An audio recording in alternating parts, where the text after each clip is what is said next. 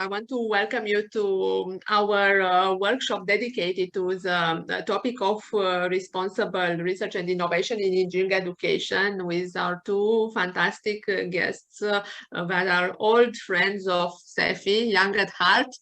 Tom Holmgaard-Borsen from Aalborg University and Kate Roach from University College London, who are with us today and share their insights and experiences. We hope to have this workshop in an interactive format, so feel welcome to let us know via chat what your thoughts are, what questions you might have, and also to let us know how the topics link with your own work and with your background, as we want to know more also about the audience who is joining us. Kate, Tom, what do you think? Should we start? Should we give a few more minutes? The seminar is also recorded and it will be made available on the SEFI YouTube channel soon at the end of this week or beginning of next week for those who either want to see it again and for those who will be looking at the seminar for the first time, they also have this opportunity if they couldn't make it today. Shall we get going? Do you think we should get going? Yes. Yes. Yeah. I leave the floor to you now. Okay, lovely. I'll share my screen. Hang on, everyone.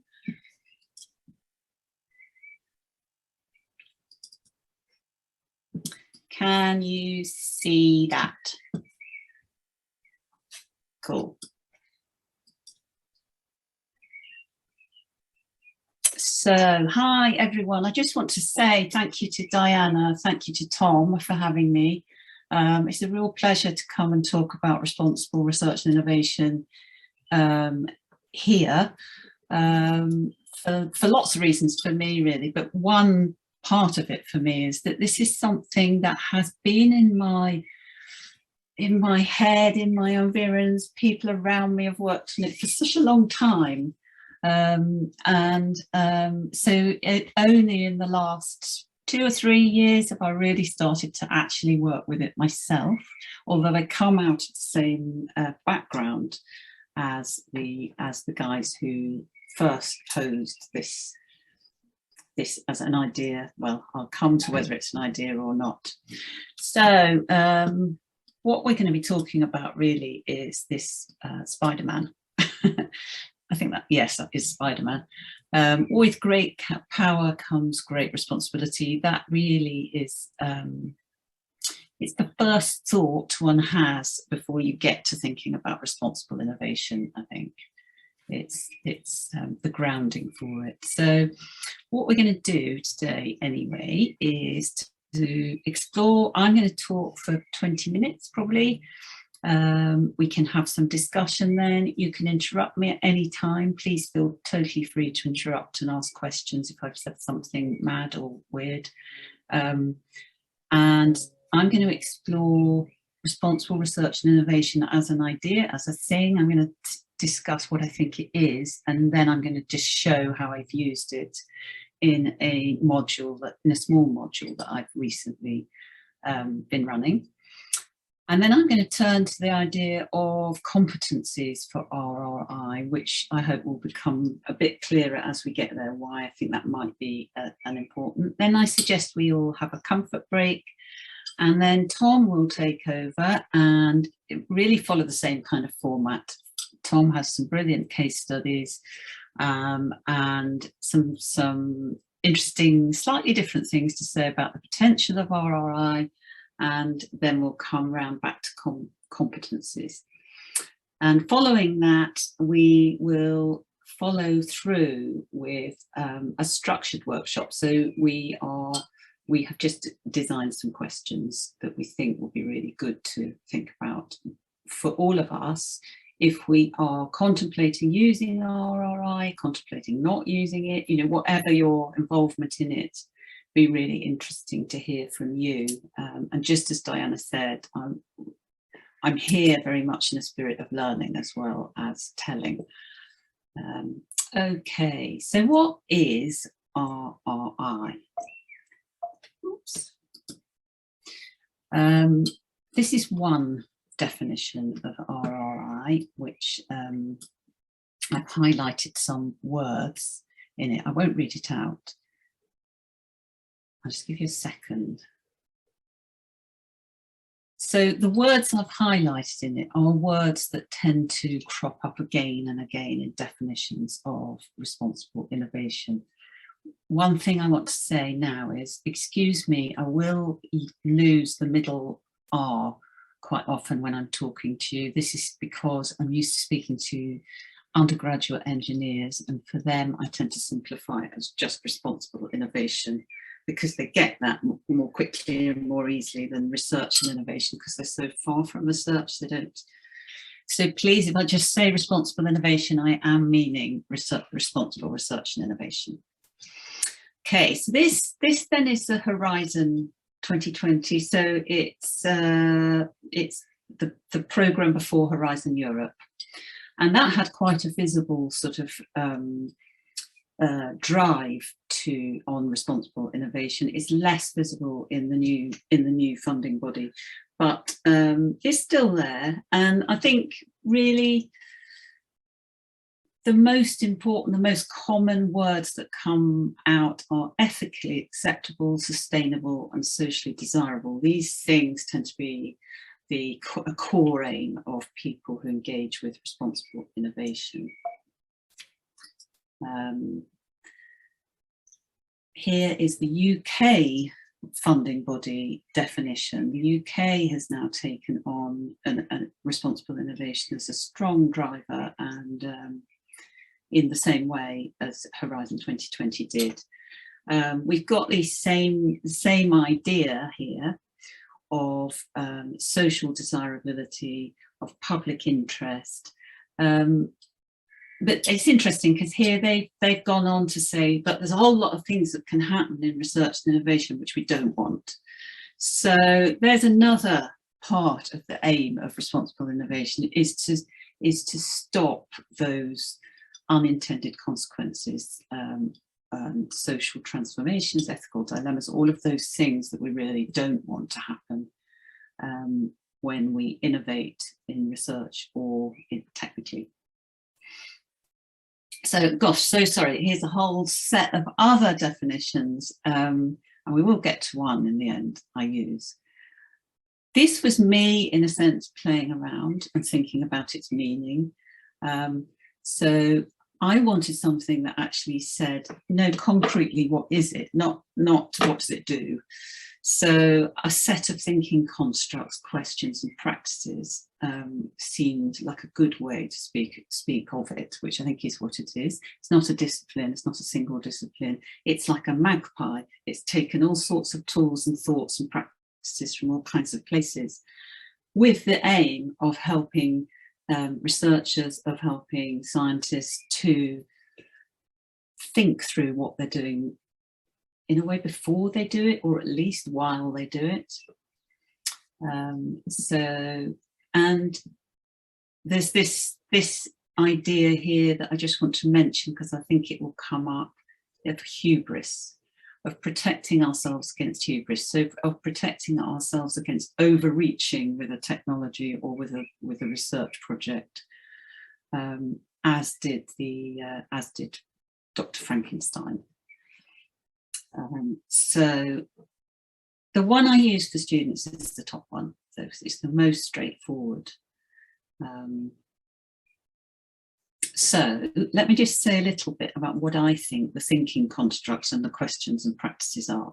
I'm not going to go into all of them because it's a magpie. It's a magpie. So you can almost think of anything that can help. So it's about understanding the process and what you're trying to do with the process.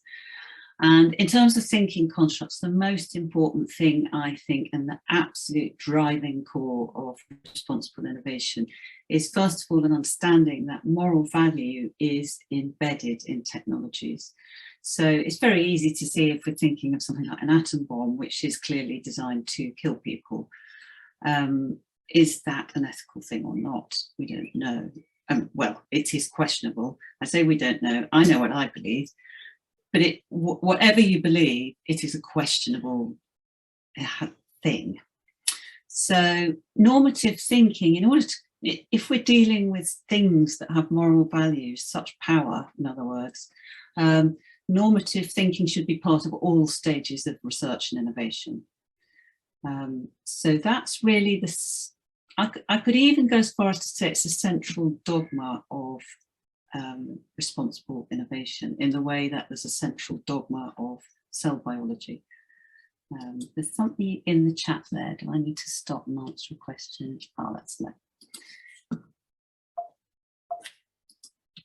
Okay, so what are the questions? Obviously, I could have written hundreds of questions here, but I just wanted to highlight really, again, core concerns of RI. So first of all, it is anticipatory. So it's as if we're saying, okay, we want to develop this technology. We understand that technology can have embedded moral values. We understand, and now let's look into the future and see what those might be.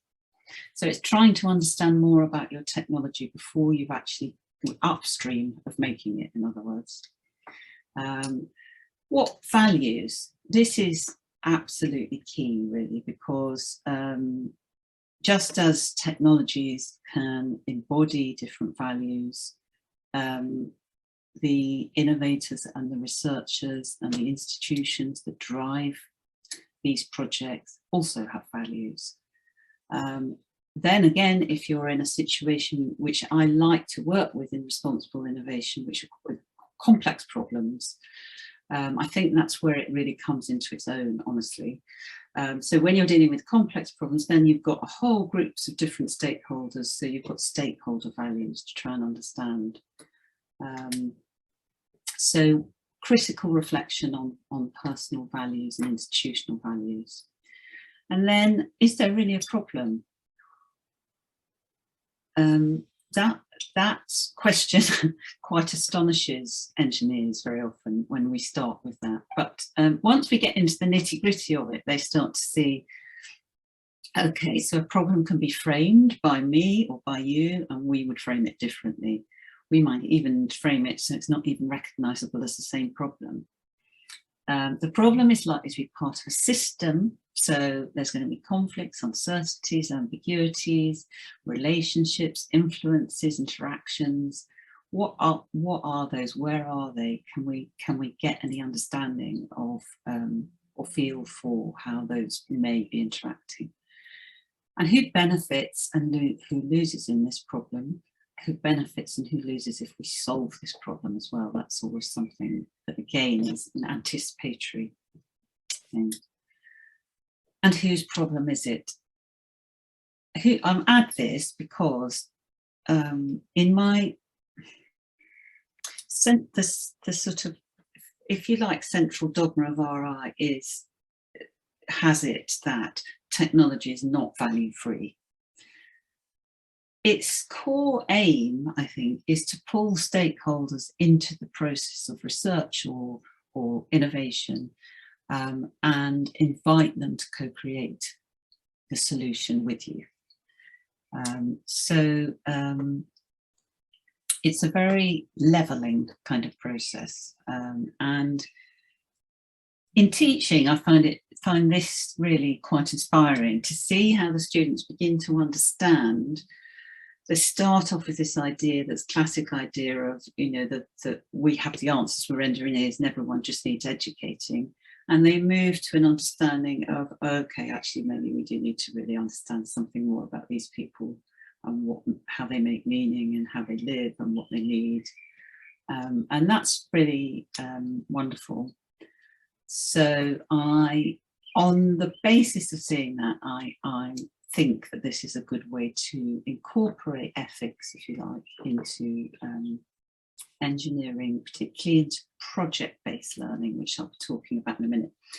So, and then all the practices, reflection and learning, obviously, all the way through. So these all iterate, all of these practices and understandings.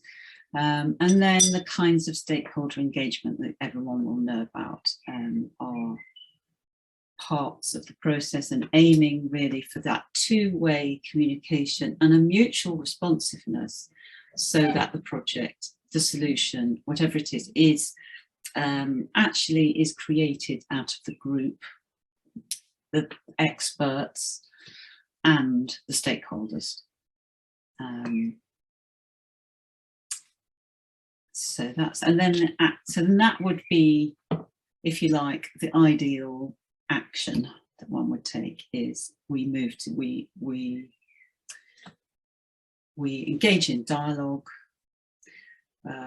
we check understandings with each other in terms of relating to stakeholders, we create a relationship, and then we can act together to solve the problem. So one thing to say about RI then as such, because as you will see, there are many definitions, there are many tools, and it's often been criticised for this, in that it's a sort of very vague set of things that one could use, and it has no sensible definition, it has no disciplinary roots,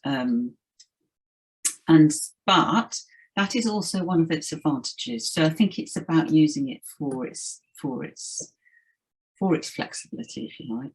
So RI is a container for, and I found very much in the module that I just ran that we didn't easily move between talking about macroethics, so the huge problems that were part of the challenge I gave them, and we were also easily sort of switching then to talking about microethics and to personal decisions and professional codes and that sort of thing.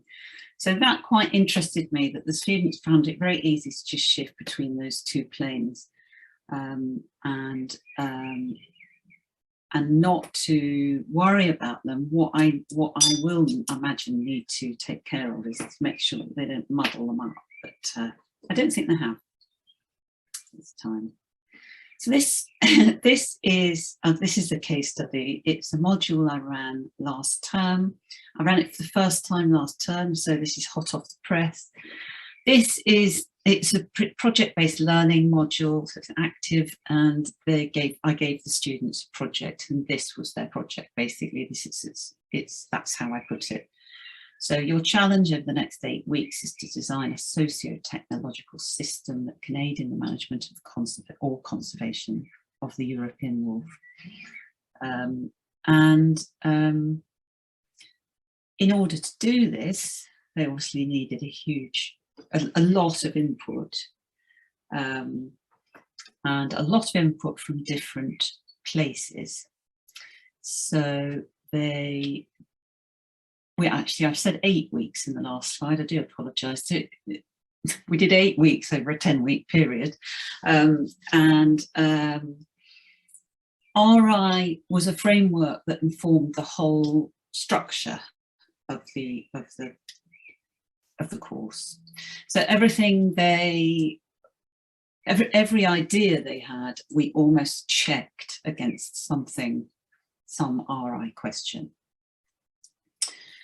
So the students worked in teams, and initially, and this was excellent because they were asked to define their own problem based on their own values. So they had quite a lot of work to do there, because they had to think about their own values, and we did some work on that. And then they had to get together with their team, and they had to think, okay, what is our team value? It seems that the wolf is a very charismatic animal, and for people who've never met the wolf, it seems to be, I mean, they didn't have a lot of conflict over their values. They really, I think unanimously, in fact, wanted to do something for wolves, as opposed to something for hunters who are worried about losing, their deer, venison, call it in the UK, to wolves. And because they could have chosen to protect people who hunt, They could have chosen to protect wolves. They could have chosen to protect livestock. And they, interestingly, all went with the wolf, which was good, except I was hoping for a bit more conflict in the class. And the technical designs, in some senses, took a background. I mean, the technologies are quite cool that are used in this area, but the technical designs, I didn't need them to do lots of spec or anything. I just wanted them to design an outline system with a social intervention or on top of a existing social intervention, so that the technology, well, so that they designed a socio-technological system, or even worse, an eco-social technological system. Eco-social techno, no. Okay, so I'm just going to say something about what we actually had to do to get this project going, what they had to learn, and then the activities they used to kind of move the knowledge, if you like, from a state of abstract to how can we use this, to applied, I suppose, in the broadest sense. And so this was the structure of the course. I won't talk too much about the assessments. So they had to learn about what are conservation technologies, what's available to them, what world are they working in. And these are things like camera traps and AI and video collars and all sorts of things like that. I had to learn something about wolf behaviour, because they did want, initially, they set off with quite ambitious projects to protect livestock. And they soon learned that the technology had its limits.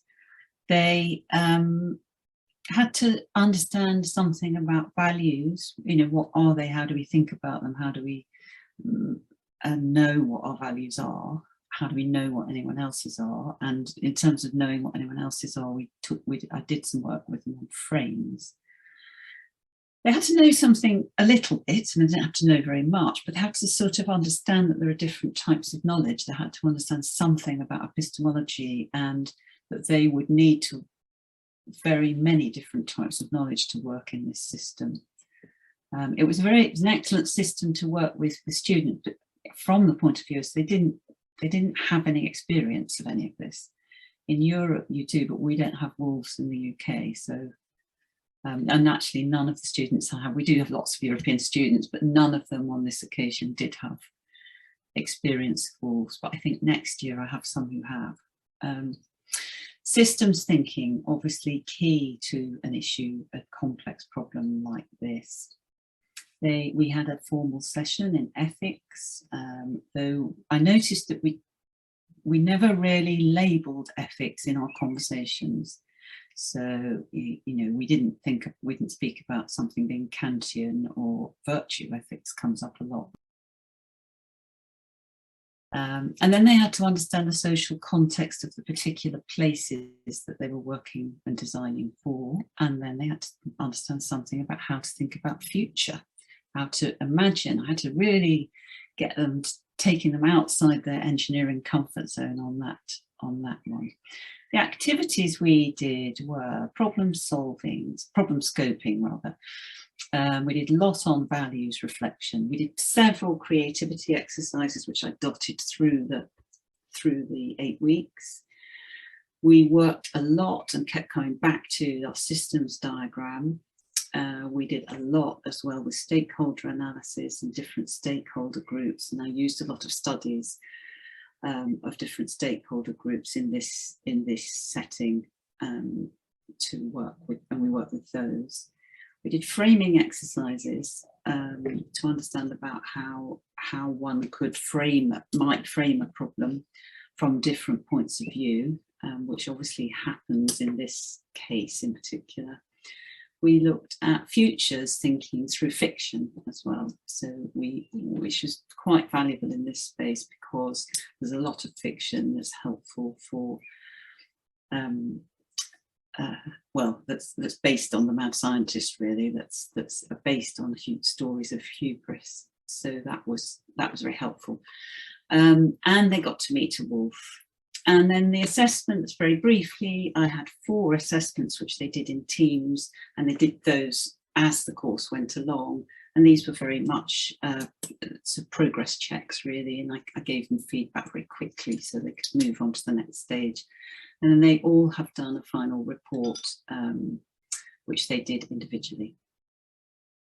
So just before I talk a bit then about competencies, I just want to explain that, so both sustainability and responsible innovation are in this course, both things I have worked on and off over the years, probably more with sustainability than responsible innovation, actually. So I come really to responsible innovation with some background in it and some new learning now.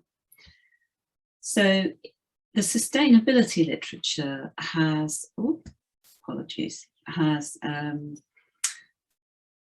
UNESCO has come up with, well, they haven't, but a lot of work has been done on what are the competencies for sustainable development and for education for sustainable development as well. These are 8 competencies have been published by UNESCO in 2017, and they're quite well studied of the competencies. They're quite well studied, and they make sense, certainly to me. But because they're well studied, I've used them elsewhere, and so I've thought about them in other settings. I won't go into each one individually. Please feel free to ask anything about these, but what came to me when I was doing responsible innovation was these are the competencies for responsible innovation. I can't really see. Now, let me show you. So if we're working with these kinds of knowledge and we're doing these kinds of activities, collaboration is something that the students are getting some practice with because they're all working in teams. Normative reflection is they do this throughout the course. Systems thinking, again, throughout the course. Anticipation they found harder. No question they found that harder, but they certainly did quite a lot of anticipating. Critical thinking, again, they found a bit harder than they found it critical thinking harder when they had to think about their own values. They found it easier to be critical of illegal poaching, for example. And we had to do a lot of work of trying to understand and get underneath the reasons why people might be doing illegal poaching. Self-awareness, I feel, is very important in responsible innovation. I've put it in a slightly lighter colour along with strategic thinking, because I can't tell you how much I have helped them with those competencies, but they've practiced them, and of those two, they found strategic thinking very difficult. And I think, these are second-year undergraduates, so it's not surprising. And then the final competency is integrative. And it was lovely to see that they seemed perfectly able to flip between these activities, these competencies, these bits of knowledge, and back and forth very easily during their journey through the module. So are there any do these competencies help us, I think, is a question. I'm going to leave you with some questions. Do they help us? I wanted to just put up Frankenstein. It's a story I've studied and used for years and years and years and years. And it kind of is a starting point for RI, because really, these are the unintended consequences that we want to avoid. Are there any missing competencies? Well, initially I thought no, but then I thought, well, one thing about science and technology studies that I very much like to hang on to is that responsible innovation came out of a work on science in public, in which scientists and others from the academy, actually experts, shall I say, kind of viewed public as if it was a single blob, everyone's exactly the same, and everyone has a deficit in a certain type of knowledge, and we just need to fill that deficit, and there we are. And there was a move from STS to say, hang on a minute, people are people, and people, you know, public is publics because they're different. And actually local knowledge is very important when we're doing research or innovation. And in particular, all of these enormous sustainability issues that we're facing require us to understand these things. So there's a posture, if you like, an STS, Science and Technology Studies posture of humility. So it's kind of joining up with stakeholders to solve a problem as part of the team, rather than joining up with stakeholders to tell them what they need to, or to tell them what technology they need to solve their issues.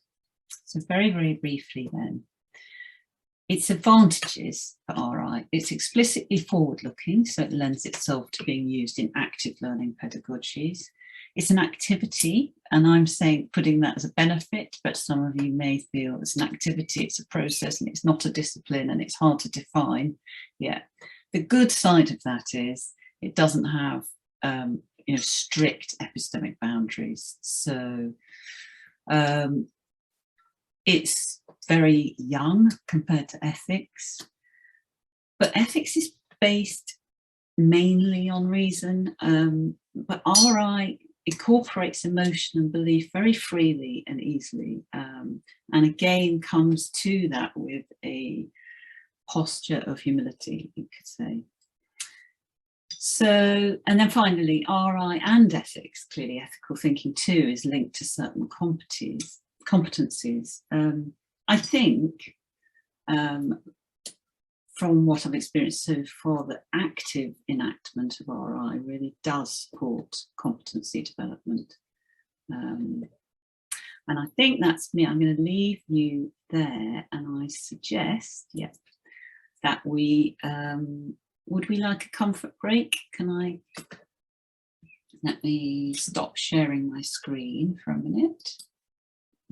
Now, we've got a choice. Are we doing questions? Are we doing comfort breaks?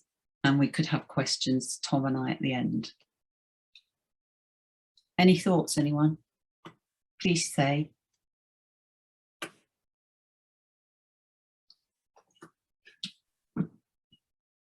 Some questions via chat coming from Tom. Tom, would you like to address these questions to Kate, or would you prefer to do this after the break? Why don't we take questions at the end then? Yeah, okay. I think so. I think so. So a quick break, 2 minutes. Okay, yeah. See you in 2. We need a countdown. Shall we meet at 20 to 4 CET? Yeah. And for those online, you could also take advantage of the break, you know, to introduce yourself, or to use this as an informal online coffee and chat break. Especially if this is your first SEFI event.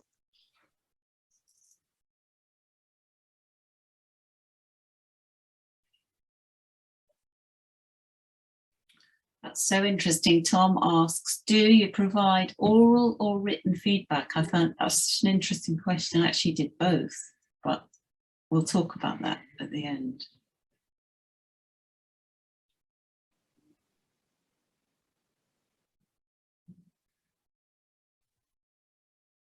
It's interesting for me to hear about your teaching approaches. We are also experimenting here at TU Eindhoven with real-life case studies brought by stakeholders from the surroundings and from the ecosystem of the university. And fantastic! I think it's brilliant. There's nothing better. Are you enjoying it? Oh, yes, yes. And I feel that also the students appreciate it, not maybe during the course, as they find it quite challenging. There are so many variables to take into consideration that it can be overwhelming, and especially the first half of the course, they're struggling, and in a way they feel that it is a minus of the course, the fact that they don't get the specific tools, the specific problem. And then later, especially in the reflection, when I read the final reflections, and then we just ended a course, and they say, okay, now things start to make sense. Or I should have started to consider the ethics a bit sooner, but we started from efficiency or sufficiency first. Yeah, actually, it's having responsible innovation forces the ethics. But my students these students were exactly the same as that, but they were lost in the air, like, oh God, everything's unethical. We can't move, it's all good. And about the student evaluations, do you feel that the students give lower grades or higher grades when they are asked to evaluate the course? They gave really higher. I mean, they seem, I've found this in the past in other situations, they love the idea of something being real. So they've given higher, I think.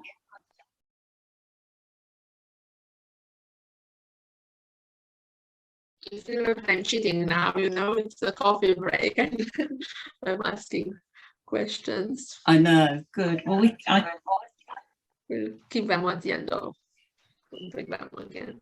Yeah.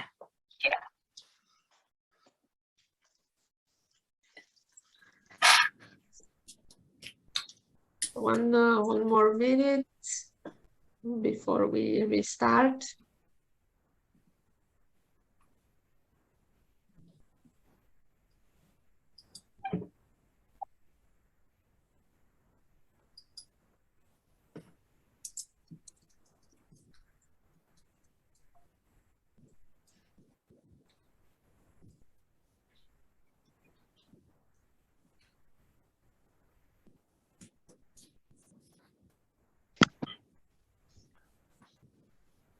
Shall we regroup for the next part of the workshop?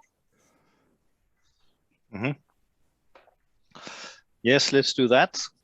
So I would also like to express my gratitude for the occasion and the possibility of talking about responsible research and innovation education within engineering here today. And thank you very much, Kate, for a good collaboration and a very nice foundation for what I will say now, because I will introduce my understanding of responsible research and innovation to emphasize kind of the argument presented by Kate, namely that it's actually a quite flexible concept, and that has some advantages, namely that it can encompass many different actors, and it can kind of behave like a boundary object that many different groups can actually identify with. And then when I teach responsible research and innovation, I put quite a lot of emphasis both on the conceptual landscape, but also, I would say, and maybe even more, but also the institutional landscape, because it is a concept that was invented kind of by the European Union and the Commission because they wanted to reconfigure European research and innovation. First of all, they wanted a transition from focusing on research ethics to responsible engineering or innovation ethics, if you like, or at least to think these two things together. And also, they wanted to also regroup this or reconfigure the understanding of research as something that is not embedded in society, and maybe even to foster what we can or pave the way for mission-driven research. And you may like it or you may not, but I think that was kind of the institutional incentive to promote RRI to that amount that it has actually been promoted in research applications and things like that. And even for some, it has been good business to work with RRI, because it has also led the way to research grants. Anyway, so I kind of also put that element of RRI into my presentation of RRI, which also to kind of lead the way for critical thinking about also this this concept RRI. Because there is quite a lot of bullshit bingo also related to this, because it has had so much hype. And it's true, it was fashionable in the old framework program. Now it's less fashionable, even though there's still some calls there. But I see kind of also a movement now to emphasize more the open element, or the open science element of RRI.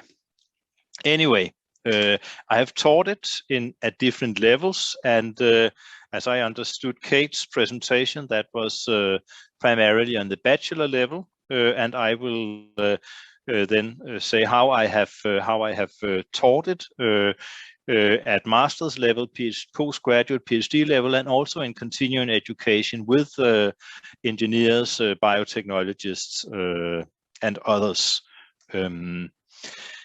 And what I am doing at the moment is to try to kind of broaden the scope of this RRI teaching, and try to broaden it through online education or online teaching. So that's one of the cases I will present. I have two cases, examples of how I teach RRI. One is the online course, and another one is a card game that is used to open up for kind of newcomers to the area, so that they can begin to think along the lines of RRI. Yes. So I also have a few definitions just to emphasize that there are many ways of understanding RRI. This quotation here is taken from the early phases of RRI. I don't want to read it; it's quite long and a little bit complicated to understand. But here are two more short versions that really emphasizes what I think is the core element of RRI, namely linking research and innovation to what we can call epochal typical challenges, or which are in the European Union understood as grand societal challenges. But I think that a lot of discussions now is actually saying, okay, we need to link research and innovation to addressing the United Nations Sustainable Development Goals. So here we have a clear link between sustainability and responsible research and innovation. Responsible research and innovation is actually the research and innovation that tries to address these challenges embedded in this scheme, and therefore it's not so strange that some of the competences, because I also find I fully agree with Kate's analysis, or I find the same in my analysis of the UNESCO competences, that they actually fit quite well to RRI. I mean these sustainability competences. Right. So this is a kind of research and innovation that we are talking about here.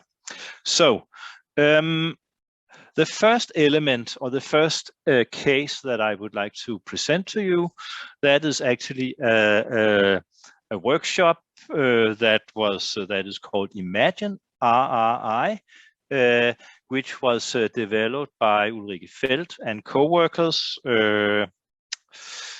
5-7 years ago, And so in their paper and their supporting material, you can actually take it down, and then you can use this workshop format in your teaching. I have done it on master's level, PhD level, and also in the continuing education. But you need to be able, I mean, you need to have kind of an experience in doing research and research-based innovation for this card game to be actually to be relevant.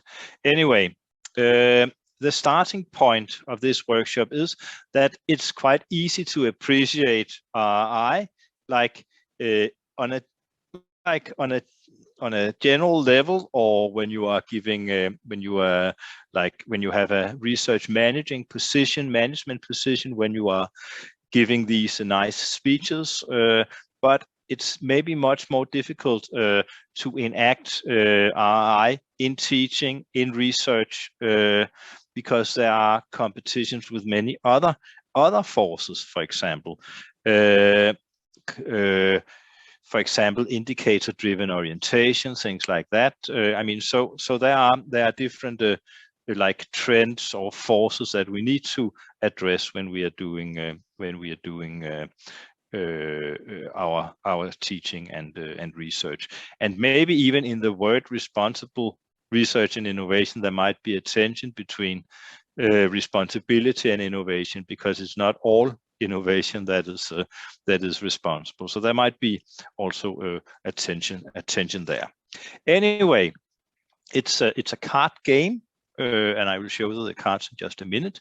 It was the one I applied or used was developed for life scientists or biotechnologists, and it was actually, I first tried it out with among biotechnologists at a workshop in Belgrade, actually. So that was part of a continuing education activity for a research project. So that was, now we are talking continuing education of engineers, researchers.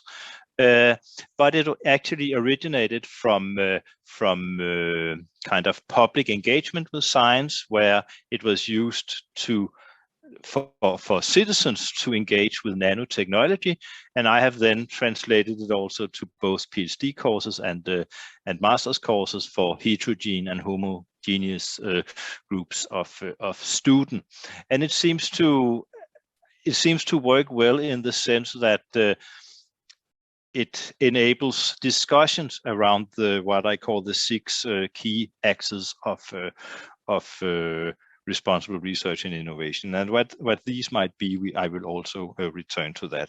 But the purpose of this card game is to empower researchers or graduate students to reflect on RI, but also to link their own practices to this scheme. So one of the competences in the UNESCO list, the first one is system thinking, but here it is very much addressed to one's own activity, maybe, I mean, or at least, and so maybe not so much to understand the full system, but what can I do myself to promote these development goals? How can I turn my own research and innovation practices into responsible activities? So that's one thing, kind of empowerment. The other one is to kind of reflect on some of the institutional barriers that might hinder or foster institutional barriers that might foster or hinder responsible research and innovation practice, realizing that it's not only an individual endeavor, but it also is.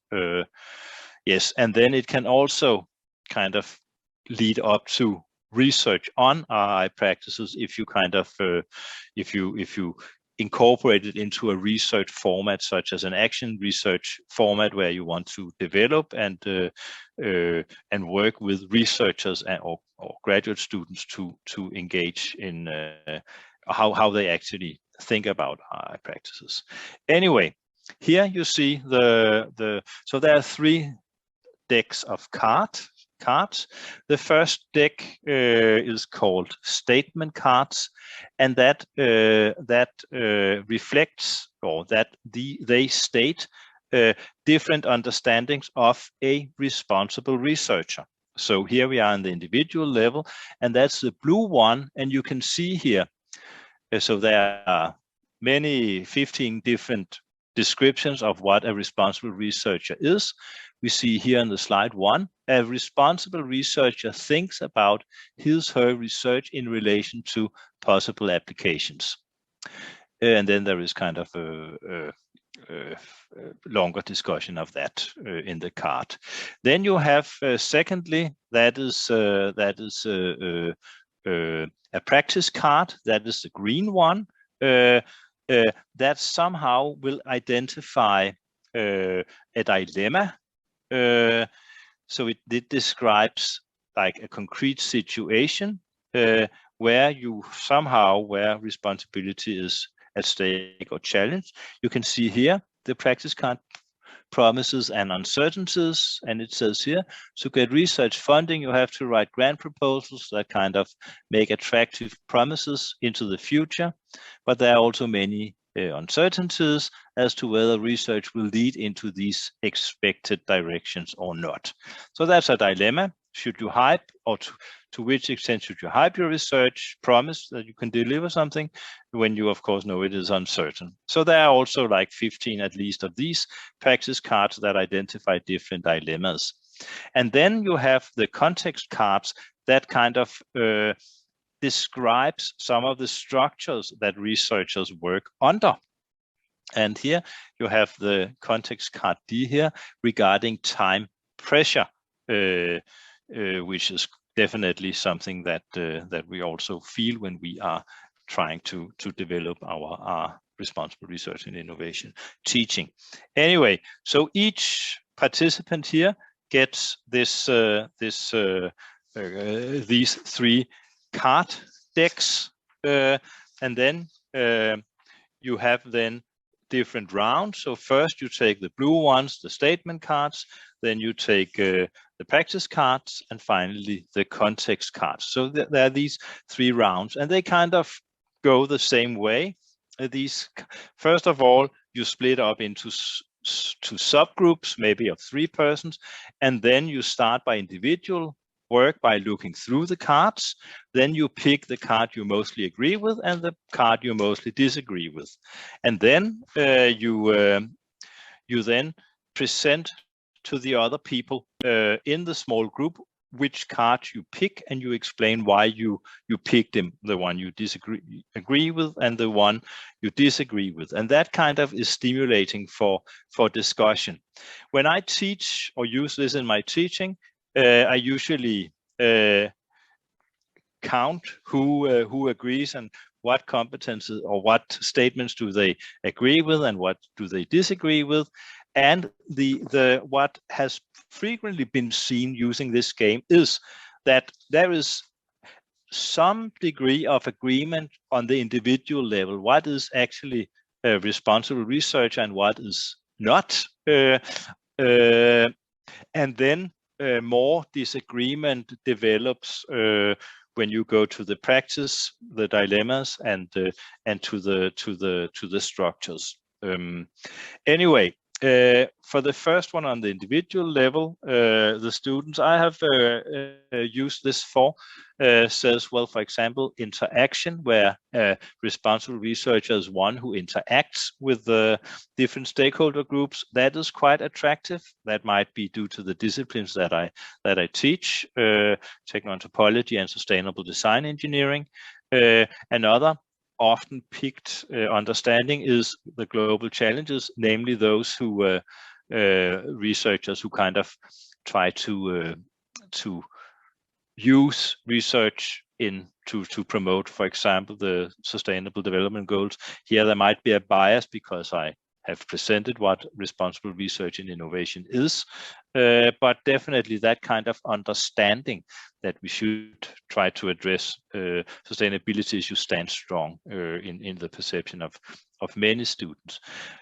Only science, namely that a responsible researcher is one who only does research for the sake of research or science for the sake of science, is not very popular, neither that we should do research and innovation for economic value. So that's kind of, the broad lines of the first one. So that was kind of the first tool that I'm doing. The other one, that's an online course that we call Enacting RI in Europe. It was a course that was funded as part of a cost action, where the idea was that the course should educate members of this research project to get familiar with RI. But I have also used this course among my colleagues and also my graduate students. I have, but it's still kind of we are still developing it a little bit. But what I want to do is just to show you the course. It's okay. Let me just see where it is.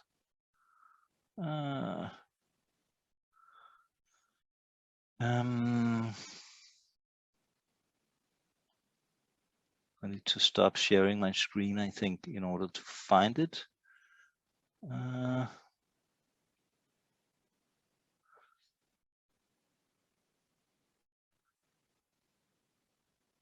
Okay, maybe I didn't. Now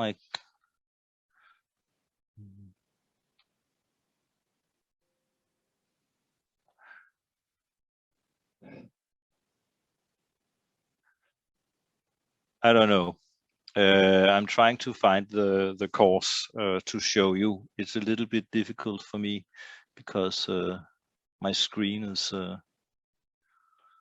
shared. So let me see if I have found it.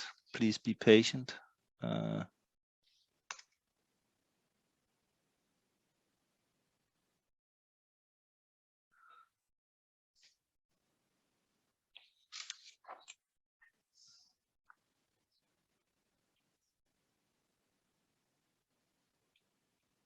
So now I'm logging in. And here it is. Now I should share my screen again. Boom. Yes, so now hopefully you see it. So this is an online course. It's done in Moodle. And you can see here there is a presentation of the course where I explain what is the purpose of this, namely to introduce, or I present the different learning objectives, that is to introduce the concept of RI to the course participants. It is to showcase, that's in module 1, it is to showcase different examples of how different researchers in this research project has actually enacted RI. And you can see here a few examples of that. So you have here one here that says, okay, here we have actually we have made a survey on how researchers actually are involved in outreach activities. And on that basis, they want to do like a handbook for engaging with the public. We have a citizen science guide. How can you do citizen science? You have a discussion on citizen involvement in research. You have a book showcasing how different ethical issues or what they call social scientific issues have been embedded in teaching. You have the example of that you can actually be an RI ambassador and promote it in your local in your activity. You have one on open access where Zenodo and is being presented. Anyway, so yes. So let me just go back to my presentation here. And then we have a multiple choice quiz also. And finally, we have like a discussion section where we actually want to teach the course participants how to engage in RI activities themselves. So how can they enact RI? And we do an exercise with using this database here called RI tools, where you have many different tools to apply when you are doing RI, and the workshop or the card game that I presented just some minutes ago was actually also found on this database. But we have some questions, activities to scaffold that.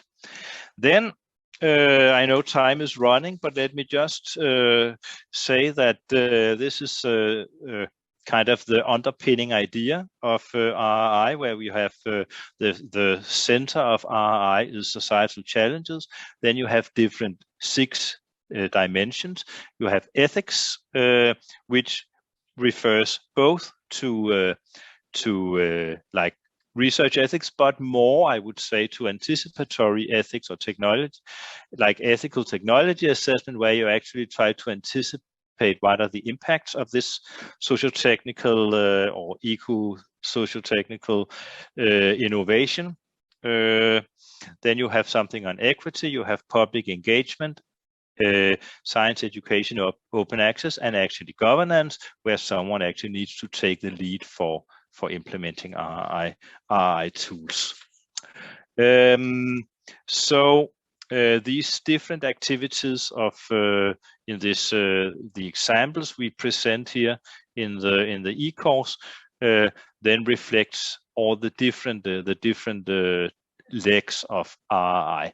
These different key dimensions, they actually come from European Commission administration, because it reflects the different activities that have been in focus in the science with and for society, and later on responsible research and innovation in these funding schemes. Yes. Then I would say quite something about these different competences. And first of all, well, many of these different, I can say the same as Kate, that they appear also in this teaching. So I think you could make the argument that there are kind of nice alignments between these competences and what we are doing. Yes. Okay, so that was also my presentation. I was a little bit stressed for time towards the end, because we also want some discussions here, and we have made some slides to do that. Right. So, Kate, it's you who will scaffold this discussion here. So thank you, Tom. Shall I just start, see if anyone's got questions for you before we start, before we move on? I can ask a question. Go for it. So I'm Ulrika Lundqvist from Chalmers University of Technology, and I'm also involved in a PhD course that we have at our university, which is compulsory for all PhD students, which is about sustainable development and ethics connected to the research. So it's not ethics when it comes to how to perform research, but it's ethics connected to the content of the research. So it's definitely connected to what you are talking about.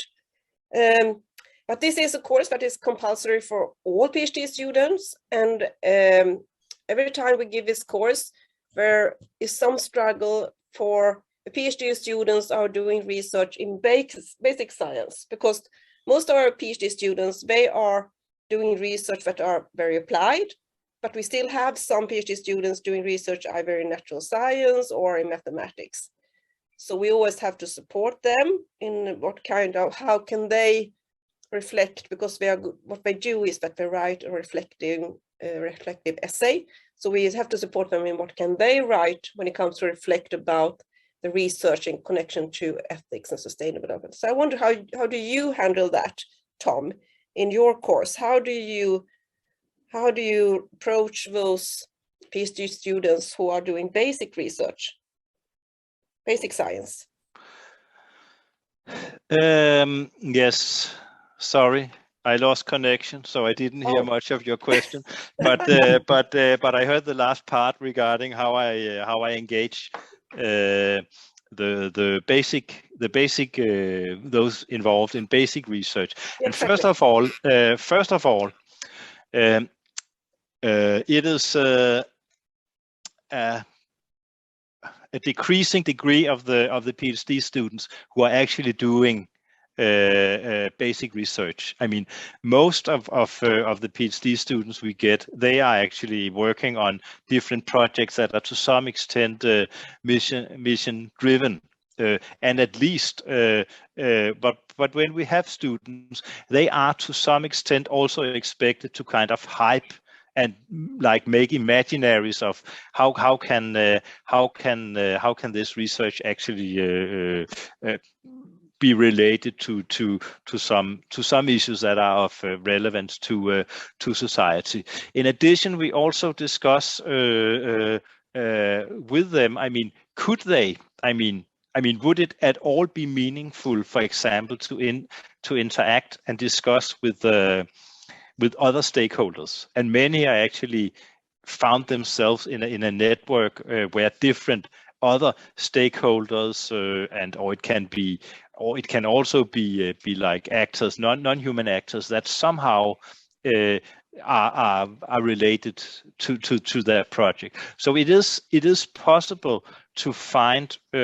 some relevance with that, but also if you really say I'm only doing basic research and I don't influence anyone now, I think that's also then, I mean, we challenge that perception, and sometimes it actually holds the case for critical discussion and scrutiny, and I think that's also kind of that makes sense.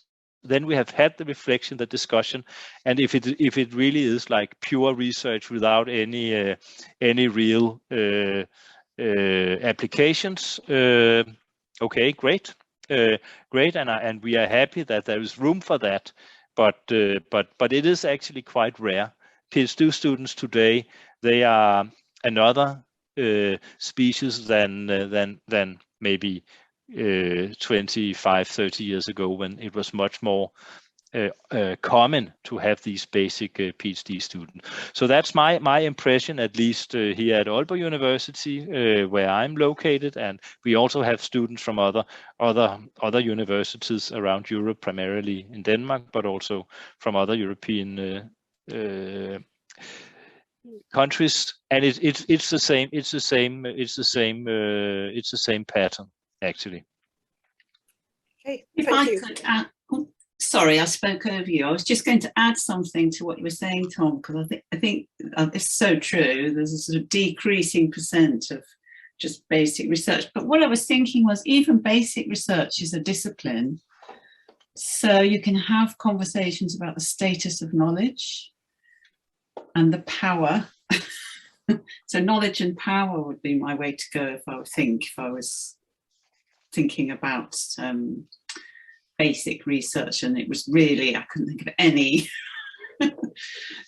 application that it could possibly have. Or so.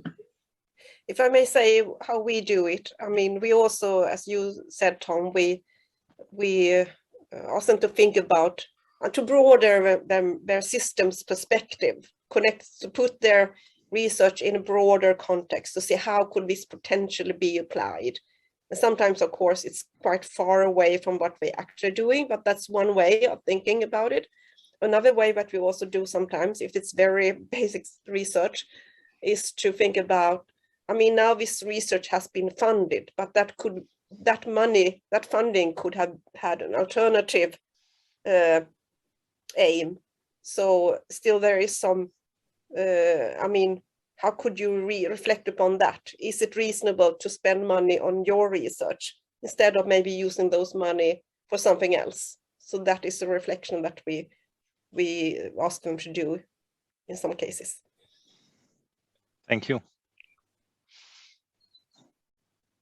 Anyone else before I? And does anybody shout anyone now if you either have a question or need a quick break?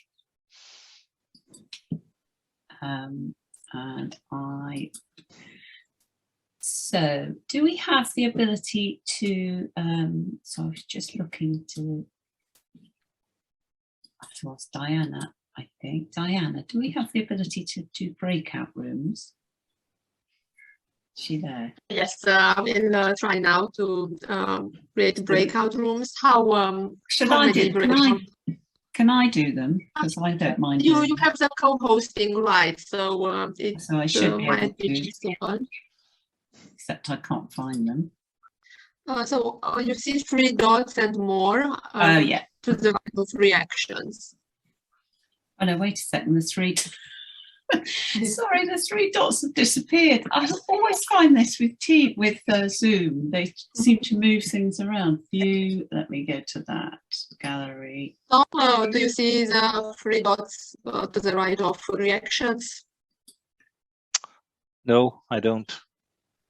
Okay, then try. How many breakout rooms would you suggest? So we thought 2 breakout rooms, and I have I just a 2-minute sort of chat before we go into breakout rooms. So is it possible that you could set the breakout rooms and press go when we're ready? I don't know how to pause it. I can. Oh no, just okay, yeah. Yes. Shall I? Let me just share my screen very quickly then, yes. Because if I don't do that, we'll all be a bit lost. Thank you, Merve, Graham, and Isabel. Okay, so Tom and I had a really interesting conversation about RI. Again, we had interesting conversations about the competencies and felt that there was a nice alignment between the ESD, the Education for Sustainable Development competencies, and the kinds of competencies you need for RI. And at UCL, we are now, in fact, just about to go through a review of the curriculum with our RI heads on, if you like.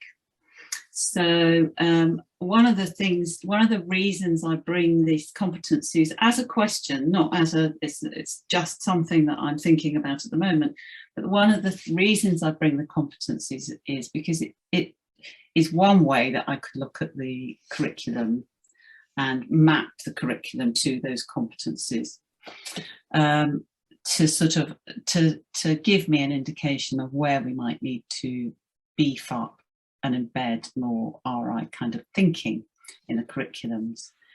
And I think for me, I find it a lot easier to embed RI in an engineering context than I would ethics, sort of classical ethics. So this really is our vehicle for making sure that we have kind of ethical thinking that interweaves through student programs. This is undergraduate programs I'm principally talking about still.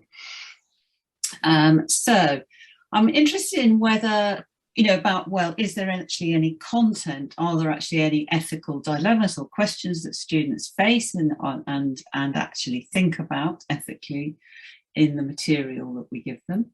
do they have any activities so that they can learn through RI? So those are the kind of project-based learning, active learning things, and then maybe extracurricular activities as well that they're doing, particularly if they're working in sustainability or any kind of social volunteering, then they will probably be developing some of the competencies for ESD at least. And then the competencies, learning the competencies, those competencies that Tom just said, all of these competencies, I mean, they're not obviously just of use for sustainable thinking. They, as we've seen, they align well with RI, and these kind of competencies they pick up in a lot of different areas. So I'm quite interested in understanding, if you like, the topography of the curriculum in that sense, and what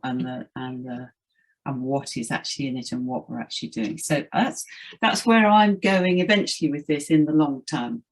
But in the short term, I really want to understand more about what you're doing, what your interests are, what your questions are, and whether we kind of as a group can develop some more thinking and expertise and perhaps research and collaboration around these areas. So Tom and I came up with some questions that we thought we'd do we'd cover in breakout groups. And we just thought we'd have 2 breakout groups, and we will each attend one of the breakout groups. And we will, so it's 20 past 4. So if we came back, Tom, what time do you think we should come back? How long in breakout rooms? 1:45, maybe. Yeah, so if we came back 1:45, so we have 25 minutes in breakout rooms to discuss these questions and come. But I think it'd be nice to come back and actually kind of report to each other what we've discussed and what we've found. So, Tom, do you have a copy of the questions? Yes, I do. Cool. I'm going to stop sharing now and call upon Diana if she's still there, if she could, because gosh, I'm so irritated with Zoom. I'm still looking at the breakout rooms and I just can't find them. I can create, please let me know the number of breakout rooms. So, 2 breakout rooms. Tom will go to one and I will go to the other, otherwise random. And then I will remain here. Okay. Oh, we'll miss you then. And Tom, welcome back. Welcome back. Do we have everybody? Yes, I mean from the group where I was, yes, we have all. Joanna had to her internet was not very strong, so she was in and out. So let's see if she will come back. But if not, then it was due to the internet connection. Yes, no, we were in a group. Variable was struggling with connectivity as well, so we were able to talk just a bit, but so can I ask any insights, any questions, any comments on your discussions? Anyone?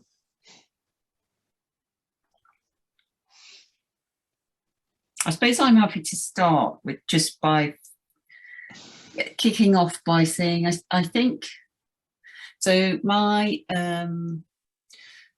interest for this group and for today was to really try to understand, right, if I use RI in a certain way, but I wanted to understand, when we're thinking about ethics, is it helpful as another tool for supporting ethical thinking in students, or is it something that actually could just replace formal ethics teaching?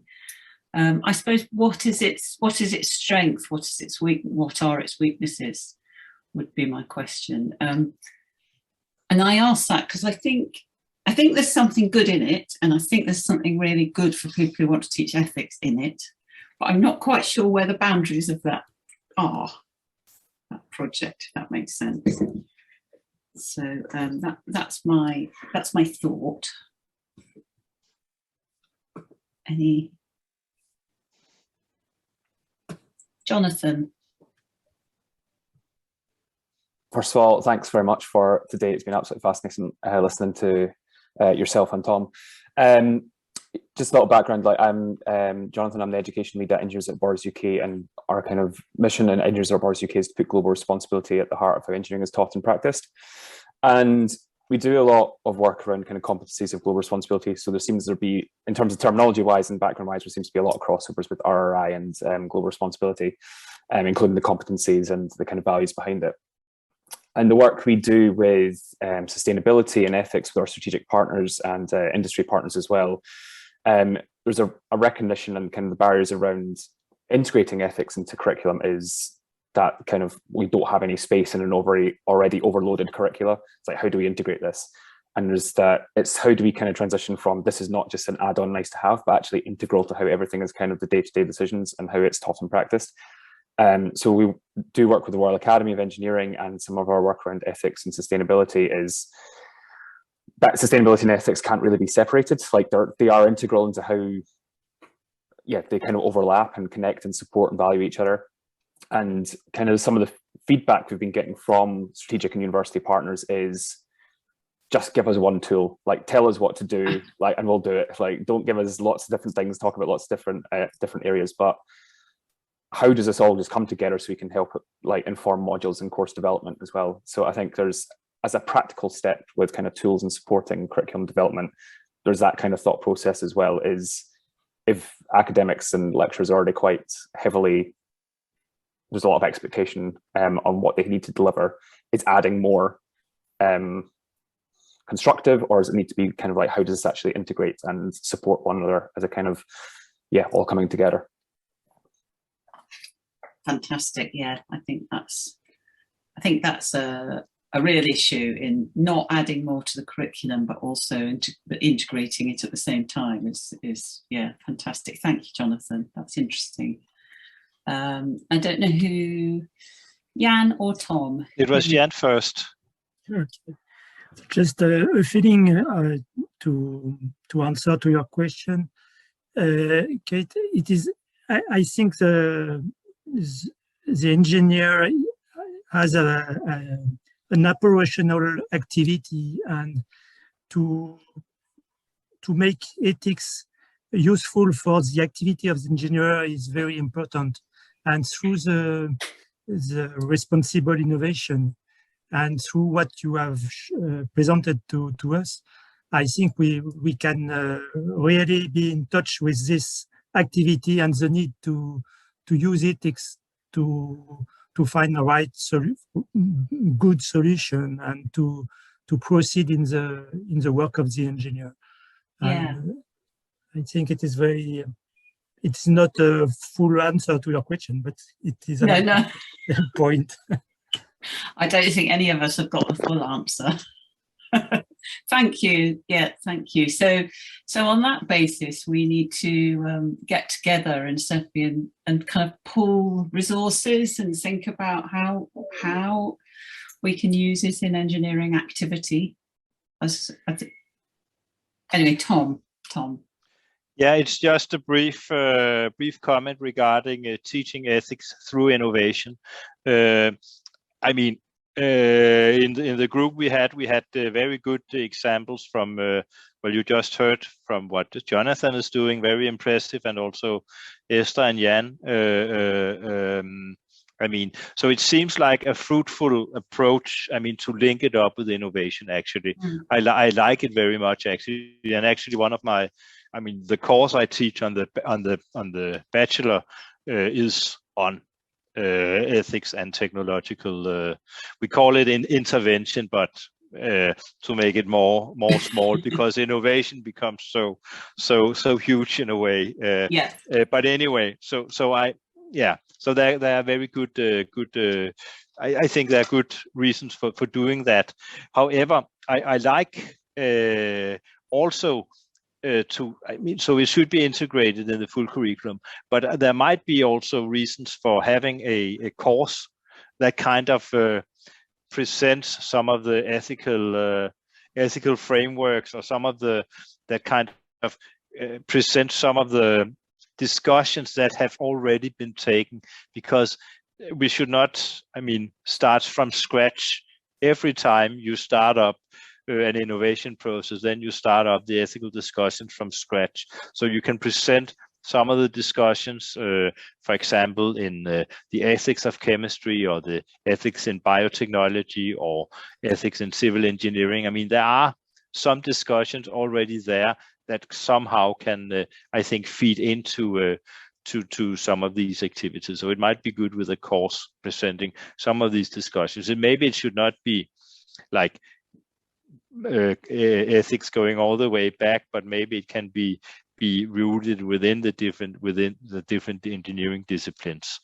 And then something we also discussed was actually, how do we then scaffold some of these discussions in a good way? I mean, it's possible to do it in, for example, with the design challenge Jonathan introduced just before. There, I mean, you have a nice like space for doing responsible innovation, but how can you make it in so it is possible in education, and then when you move from education into, for example, industry, how do you then make the space there? And if there's no space, then at least mapping or identify some of the issues there is useful. And we are looking forward to the article that Jonathan and colleagues are discussing on some of the dilemmas and challenges they faced in the design challenge program, and also the good things. Yeah. Fantastic. Thanks, Tom. So any other comments for the moment?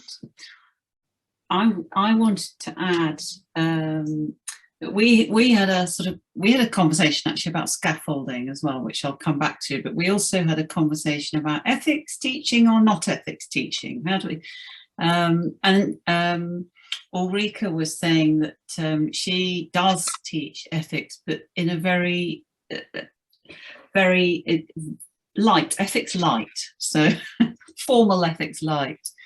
And interestingly enough, when I came to do the design challenge for the Wolf course, I found myself thinking, I can't just not do any ethics formally at all. I couldn't bring myself to just totally leave it out. So, and I did exactly the same thing in the hope that, well, at least if I can just do a very short session on a very basic ideas of what different kind of schools of ethics, how they see the world and what lens they can give us, then at least they've got some ideas about where to come from. I have to admit, though, that they noticed the difference between micro and macro ethics, and that was all. They never again once mentioned Kant or Bentham or utilitarianism or anything like that. So I'm not sure how much it helped them. I think next year I'll actually ask, really try and find out more from them. So that was an interesting observation. And then I was going to talk about scaffolding. So we had an interesting conversation about how we could. So at UCL, I suppose one of the things I should say is at UCL we have a system where students, 4 times a year, students stop all their lectures for a week and undertake a project. And it's usually a design challenge of some kind. And so those projects are very valuable vehicles for integrating this material into the curriculum. So we are just thinking about, okay, so how can we scaffold some of these ethical issues into those projects so that they actually develop in a kind of just a natural way, that for them, when they do a project, it's entirely normal for them to be thinking about, is this doing any harm? Is this okay for the stakeholders? Are we using very rare materials? Could we make it with another material that was less costly, and etc.? Are we being inclusive? all of those questions. So we're just starting that project and kind of mapping the curriculum now. And one of the reasons I was interested in competencies is because it's one way that we could map the curriculum. I don't think we should only use that, but it's a way to do that. So so what I'm struggling with now is, what does it look like in the first year to address sort of ethical issues in a student project, and what does it then look like in a second year, and what does it then look like in the third year, and how do we advance and support the students to advance their thinking in these areas without, just as Jonathan said, without then saying to all these poor academics who are teaching in the project-based learning elements, oh, by the way, here's another 4 hours material, can you add that to your already overscheduled, overpacked week? So we can't do that. So we've got to, so we are able to teach students in a workshop setting, and then they would have to carry that teaching over into their projects, and that's the tough bit. So I don't find it interesting. I think students seem to find that quite tough. Everybody's nodding. We actually are nearly out of time. So anyone have any burning closing comments? Or can I just ask a question? Mm. I wonder, do you know how spread this concept of RR is? I mean, do you know how many universities would use that concept in the teaching? Have you any idea about that? I haven't studied that. I do know, the ones that I know of are ones that I know of because I know them. So it would be totally biased if I was to tell you what I don't know, really, in reality. It would be interesting to know, to be honest. Yes, in that connection, I mean, there was a Horizon Europe call for a mapping of these activities and collecting these different offers, but on many different levels, on bachelor level, master level, but also on young research level, midterm research level, and also advanced researcher level. I mean, so, and many of the activities developed in these research. I mean, there has been developed many different tools and online courses, and you have it. But the problem, at least that's my analysis, that they have not been very effective in being like integrated in existing educational structures.